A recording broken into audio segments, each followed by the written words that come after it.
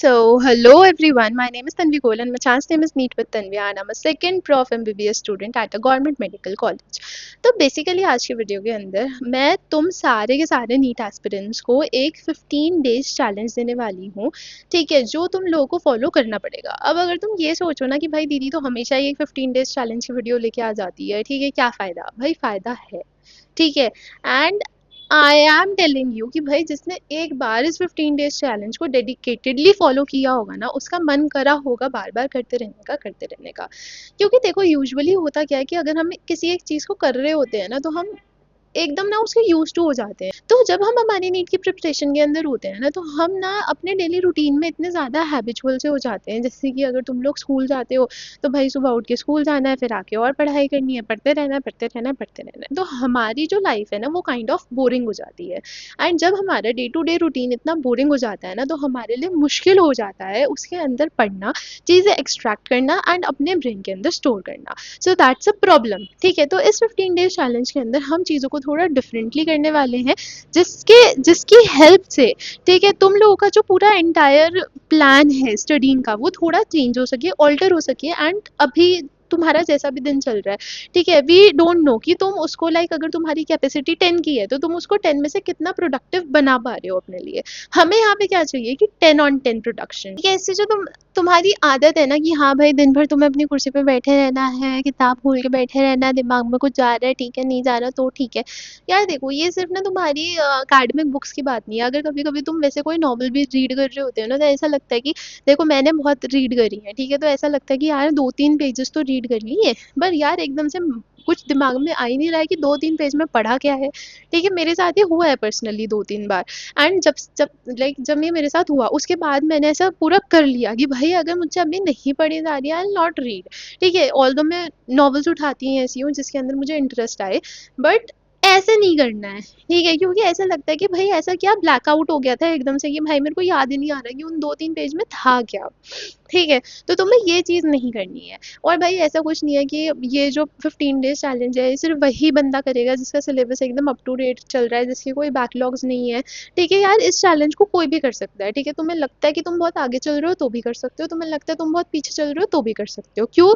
क्योंकि पीछे वाले को आगे जाने में और आगे वाले को पीछे आने में ज़्यादा समय नहीं लगता है, ठीक है। एक गलती और पूरी की पूरी इक्वेशन चेंज हो जाती है, ठीक है। ये चीज़ मैं तुम्हें बता रही हूँ, ठीक है। मैथ्स मेरा फेवरेट सब्जेक्ट था, बट स्टिल डूइंग एमबीबीएस, ठीक है। अब तुम इसके अंदर करने क्या वाले हो? अब 15 दिन में से तुम पहले 7 दिन लोगे। First and second day you will start with biology, ठीक है, यू विल गो इजी, ठीक है। कोई भी जो तुम्हारा अनटच्ड चैप्टर है, तुम्हें कोई भी अगर तुम्हारा अनटच्ड चैप्टर है, ठीक है, 11th का है, 12th का है, किसी भी दोनों में से किसी का भी जो भी चैप्टर तुम्हें उठाने का मन करे तुम उठाओ, ठीक है। फर्स्ट एंड सेकंड डे में बायोलॉजी का वो चैप्टर तुम्हें पूरा करना है, ठीक है। यहाँ पे देखो हर एक जो चैलेंज होता है उसके अंदर क्या होता है कि यार तुम्हें अपना थोड़ा ज़्यादा टारगेट लेना है, तुम्हें उसे कंप्लीट करना है। बट इस इन 15 दिनों के अंदर हम क्या करने वाले हैं, we are going to like वो अ लिटिल ईजी, ठीक है। क्यों? क्योंकि यहाँ पे हम देखो पढ़ तुम डेली रहे हो बट प्रोडक्शन नहीं निकल पा रहा है, तो यहाँ पे बेसिकली हम प्रोडक्शन निकालते हुए तुम्हारा थोड़ा माइंड फ्रेश करेंगे, ठीक है। मेरे दिन भाई मतलब मेरे को समझ नहीं आ रहा कि मैं तुम लोगों को समझाऊं कैसे, बट जो मैं बोल रही हूँ ना वो करना।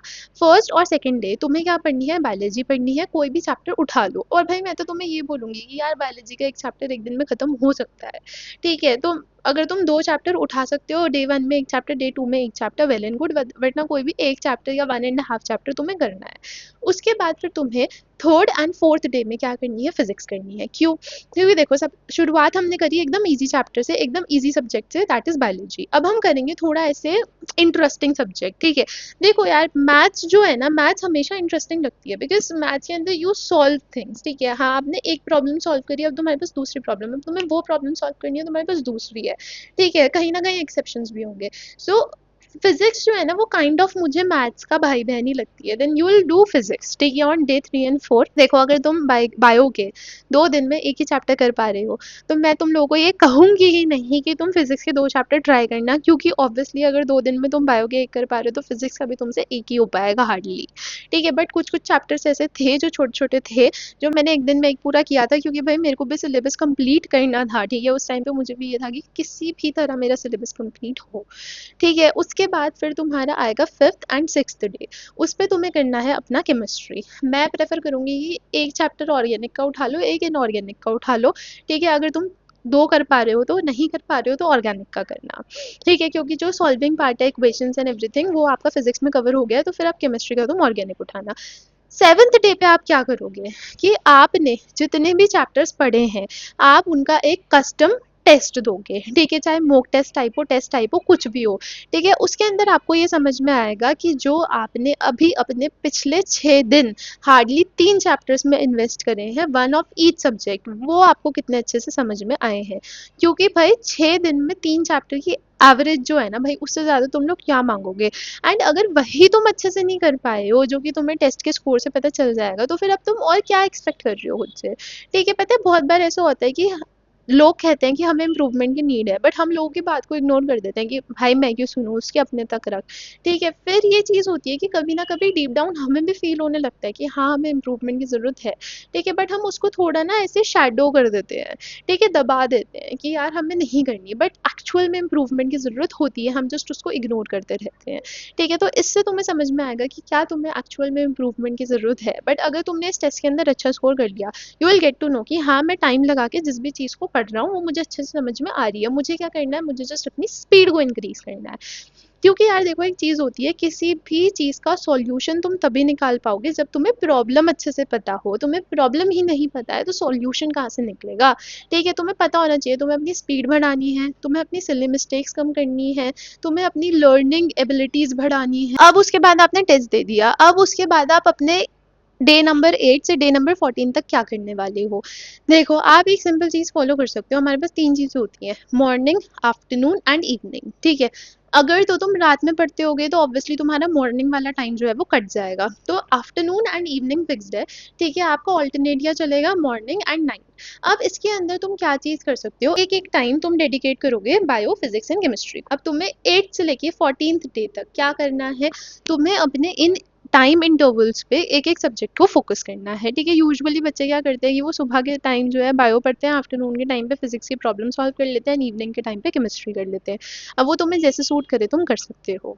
इन दिनों में तुम 3 चैप्टर्स को और फोकस करोगे, और क्या करोगे, क्वेश्चन सॉल्विंग पे ध्यान दोगे। तो इन टोटल तुम्हारे पास 6 चैप्टर्स हो जाएंगे एंड तुम्हें 6 चैप्टर्स के क्वेश्चन अब और सॉल्व करने हैं, ठीक है। बाकी के 3 के तुमने पहले भी किए हैं, बट ट्राई करना थोड़े बहुत और करते रहो, ताकि वो जो चैप्टर्स है वो तुम्हारे दिमाग में रहे। उसके बाद फाइनली आपका 15th डे आएगा। 15th डे पे आपको क्या करना है, आपको कोई टेस्ट नहीं देना है, ठीक है। आपने अपने पिछले 14 दिनों के अंदर जितने भी क्वेश्चन सॉल्व किए हैं, प्लस जो एक आपने मॉक टेस्ट दिया है, इनके अंदर जितने भी क्वेश्चंस आपके गलत हुए हैं या जितने भी क्वेश्चंस आपसे सॉल्व नहीं हो पाए हैं, आपने उन क्वेश्चंस को दोबारा अटेम्प्ट करना है, ठीक है। बेसिकली जितने भी आपके एरर्स हुए हैं उन 6 चैप्टर के अंदर आपको उनको री अटेम्प्ट करना है, जिससे कि वो 6 चैप्टर्स जो हैं वो आपके शॉर्ट एकदम पक्के हो जाएंगे कि हाँ वो आपको अच्छे से याद हो चुके हैं। तो दिन में आपको 10 से 11 घंटे पढ़ने बैठना ही बैठना पड़ेगा, जिसके अंदर 3 घंटा फिजिक्स, 3 घंटा केमिस्ट्री,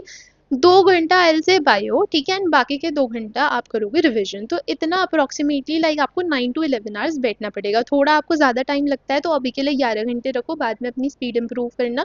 आपको कम टाइम लगता है देन 9 आवर्स इज इनफ, ठीक है। ज़रूरी नहीं है कि अगर आप एक नीट या जेई एस्पिरेंट हो तो आपको दिन में 13-15 घंटे पढ़ना पड़ेगा, मिथ है, ज़रूरी नहीं है। तो बेसिकली हमारा जो ये वाला 15 डेज चैलेंज है, इसमें हम सिलेबस कंप्लीट करने के पीछे नहीं भाग रहे हैं, इसमें हम किस चीज़ को फोकस कर रहे हैं, हमारी फाउंडेशन बनाने पे, हमारा बेस बनाने पे, ठीक है। कि जो अभी तक देखो एक जो आप मतलब एक आपकी डेली रूटीन ही हो चुका है कि हाँ आपको सुबह पढ़ने बैठना है, शाम में पढ़ने बैठना है, दिमाग में आपके कुछ घुस नहीं रहा है, आप टेस्ट देने बैठते हो, क्वेश्चन सॉल्व करने बैठते हो, क्वेश्चन आपके सॉल्व नहीं हो रहे हैं। हमें इस चीज़ को ब्रेक करना है, हमें एक फ्रेश स्टार्ट करनी है ताकि आगे आप और अच्छे से काम कर पाओ, ठीक है। एंड धीरे धीरे करके फिर अब आपको अपनी स्पीड इंप्रूव करनी पड़ेगी ताकि आपका सिलेबस कंप्लीट हो जाए। सी अगर आपका सिलेबस फरवरी तक भी कंप्लीट हो रहा है, मिड मार्च तक भी कंप्लीट हो रहा है, नो इश्यूज, मेरा खुद इसी टाइम तक कंप्लीट हुआ था, ठीक है। Still you will have March and April अपनी क्वेश्चन प्रैक्टिस एंड एवरीथिंग करने के लिए। तो ये जो हमारा not so serious 15 days challenge है, इसे थोड़ा सीरियसली लेना है, ठीक है। Treat it as your reset button, ठीक है। ज़रूरी नहीं नहीं है कि आपको रेस्ट तभी मिलेगा जब आप पूरे 15 दिन में सिर्फ आराम करो। कहाँ थोड़ा थोड़ा काम करते करते भी आप अपने आप को रीसेट कर सकते हो। सो बेसिकली इन 15 डेज के अंदर you will get to know कि how to study and how not to study. ठीक है, क्या क्या मिस्टेक्स आप कर रहे हो वो 15 दिन में आपको पता चल जाएंगी। So I hope so this is it for this video. And भाई जितने भी बच्चे मेरे इस चैलेंज को ले रहे हैं ना वो कमेंट सेक्शन में ज़रूर बताएंगे and I am telling you that you will see a difference for sure. ठीक है, देखो यार, अगर भाई देखो मेरा तुम लोगों को गलत गाइड करने का अपना पर्सनली कुछ फ़ायदा है नहीं, क्योंकि मेरा तो नीट क्लियर हो चुका है। ऐसा तो नहीं है कि मैं तुम लोगों को ऐसा मिसगाइड कर दूंगी तो मेरा कंपटीशन कम हो जाएगा। भाई मेरा नीट क्लियर हो चुका है, मेरा फर्स्ट ईयर भी क्लियर हो चुका है एमबीबीएस का। ठीक है, तो भाई मेरा मेरा तुम लोगों का नुकसान करके मेरा कुछ फ़ायदा नहीं है। ठीक है, लाइक भाई मैं अपने एक्सपीरियंसेस से तुम्हें बता रही हूँ। If you want to follow you can, अगर नहीं करना है मत करो। ठीक है, it's completely up to you. But अगर तुम इसको फॉलो करते हो मुझे बताओ। 15 दिन बाद अगर तुम्हें लगता है कुछ इंप्रूवमेंट देखने को मिली है मुझे वापस से कमेंट में आके बताओ। ठीक है, दैट्स इट, बाय।